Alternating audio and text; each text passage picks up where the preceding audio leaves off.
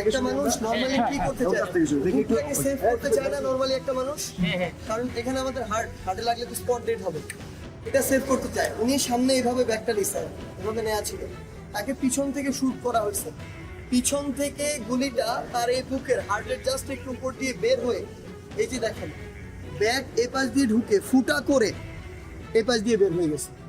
আর আমাদেরকে গল্প শোনানো হয় রাবার বুলেট ছোড়া হয়েছে হেলিকপ্টার থেকে, এই গল্প শোনানো হয়।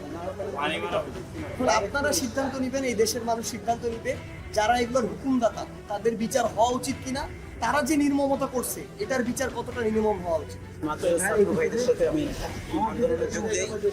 আমাদের কয়েকবার ধাওয়া পাল্টা দেওয়া করে, ধাওয়া পাল্টা দেওয়া করার পরে গলির ভিতর চলে যায়।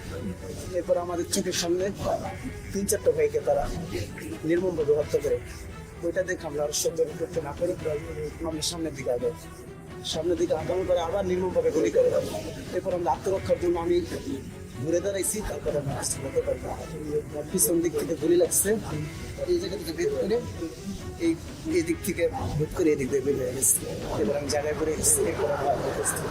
আমাদের প্রধান উপদেষ্টা ডক্টর মোহাম্মদ ইউনূস আমাদের বাংলাদেশে তার পা রেখেছেন, তখনই সাথে সাথে তিনি আমাদের ডেকে বলেছেন যে তোমরা বাংলাদেশের প্রত্যেকটি জায়গায় হসপিটালে বা যেই যে জায়গায় আমাদের যে ভাইরা যারা শহীদ হয়েছেন, যারা আহত হয়েছে তাদের কাছে যাও, তোমরা খোঁজ নাও এবং এটার একটা কনক্রিট লিস্ট করে আমাদেরকে দাও, যেন এই যে মানুষগুলো রয়েছে যাদের এখন এই অবস্থা, তাদের কারণেই তো আজকে বাংলাদেশে আমরা মুক্ত একটি নিঃশ্বাস নিতে পারছি। তো তিনি বলেছেন যে অবশ্যই ওই মানুষগুলোর প্রায়োরিটি আমাদের সবার আগে। আমরা রাষ্ট্র গঠনে যাব ওই মানুষগুলোর খোঁজ খবর নেওয়ার পরে, আমাদের লিস্টটি গঠন করার পরে। সেই জায়গা থেকে আজকে আমরা ঢাকা মেডিকেলে এসেছি।